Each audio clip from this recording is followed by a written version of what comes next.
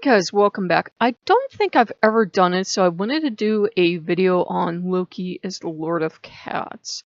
I did a series on DeviantArt with him as the Lord of Cats, and I've seen other people have experiences and feel he has this very cat-like energy, or he has an affinity for cats, and he certainly does with me, and if it doesn't match your experience, that's fine. I'm not right and you're wrong, or vice versa. It's just we have different experiences. But with me, he has that very feline energy to him. Most specifically, it's usually like a tomcat's energy, though it can be a queen's energy sometime, or like just generally cat energy, but he can have that very feline feeling to him of being, muscular, lithe. Cats have a presence about them. They're very regal. And he can also be like a cat, where if you've ever been owned by a cat, you know that sometimes your lord and master will come in and stare at you. God forbid you don't realize they're staring at you at first, because you can get anywhere from a little paw pat to like claws put into you. And you look at the cat and you go, what? And of course the cat does not speak. Sometimes they will, but in this case the cat's not speaking, and you say, okay, what do you want? Do you want to play? Cat just keeps staring at you. Litter. Cat keeps staring at you. Do you want to eat? Cat keeps staring at you, and you go through all the list of everything it could possibly be, and it's usually something totally, to you, nonsensical, like there's a dead fly on the windowsill, and this really bothered the cat, and the cat must show you. Or the sunbeam moved behind a cloud, and you as a human are supposed to fix this because you were the hired help, and that's what you were here for. You were supposed to fix the sunbeam. And if people that have never lived with cats are like, you're making this up, I'm like, no, cats are like that. Cats don't think you're a god, but they think you're a very useful servant that can fix anything, is what they think you are. So, yeah. Sometimes Loki is like that cat. He will come and he will be, and you will feel his presence, and you'll be like, what do you want?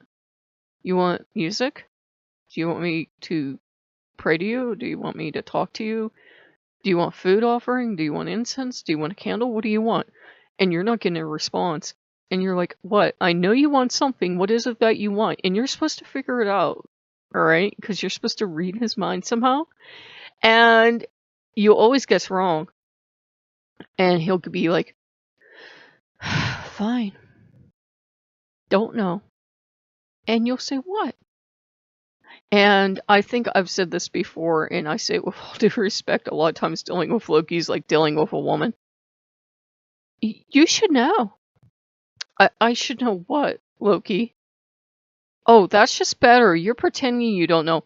I have no idea what he's talking about, and he's huffed up and offended, and I'm like, what do you want? And sometimes he won't tell you.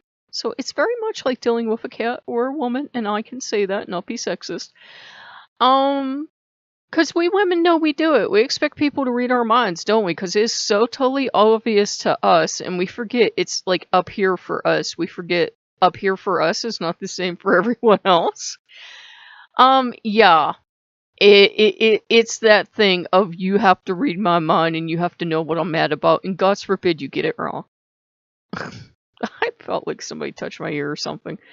But yeah, he can be like he can be finicky, and he can like kind of creep up behind you and see what you're doing, and he can get in the middle of what you're doing and help, which if a cat ever helped you do something, you know what it's like. So yeah, he has a very cat-like personality, and he has a series of stories over on DeviantArt that I wrote for him, with him as, the Lord of Cats, because usually cats do get a bad rap, like foxes get a bad rap, cats get a bad rap as well. Either people love them and worship them, and therefore we're a little bit nutty. We're the crazy cat ladies and guys and every other gender crazy cat people. Or cats are portrayed as evil and sneaky and everything else, and it's like, no, it's a cat. You either love cats for what they are, and yeah, they will do as they please, because they're not going to take orders from you. They're a solitary hunter. They really don't need you.